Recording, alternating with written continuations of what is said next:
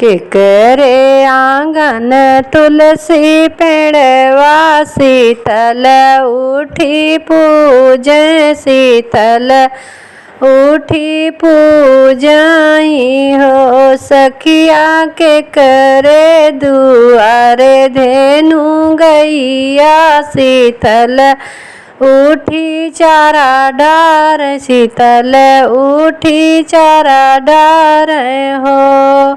के करे आंगन तुलसी गछिया शीतल उठी सिंचय शीतल उठी सिंचाई हो।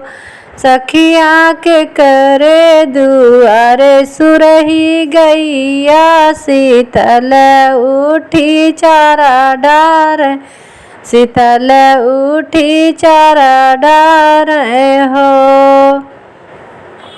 दशरथ दुआरे तुलसी पेड़वा सीता उठी सिंचय शीतल उठी सिंचाई हो। सखिया दशरथ दुआरे धेनु गैया शीतल उठी चारा डाल शीतल उठी चारा डाल हो।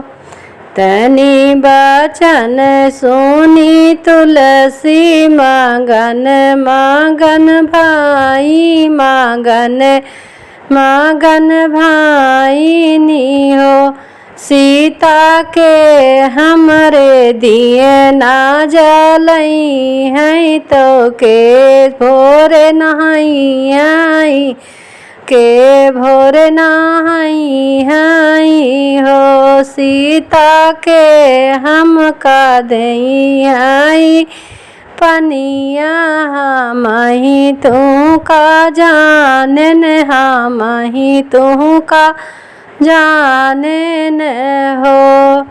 तनि बचन सुनी सीता तो रोई रोई बोलई तो रोई रोई बोलाई हो। तुलसी सासु मोरी दिए ना जलई है तो जल दाई चढ़ई है तो दूध से नहावई है तो दूध से नहावई हाई हो। सीतो तुलसी तू का तो चुनरी चढ़ई है धारी के संग बई है हरि के संग बई हाई हो। रोई रोई पूछाई तुलसी सोना हो मोरी सीता सोना हो मोरी सीताल हो। सीता जुग जुग बाढ़े परिवार अमर तोहरा सिंदूर अमर तोहरा सिंदूर हो। तुलसी बाढ़ाई सग संसार अमर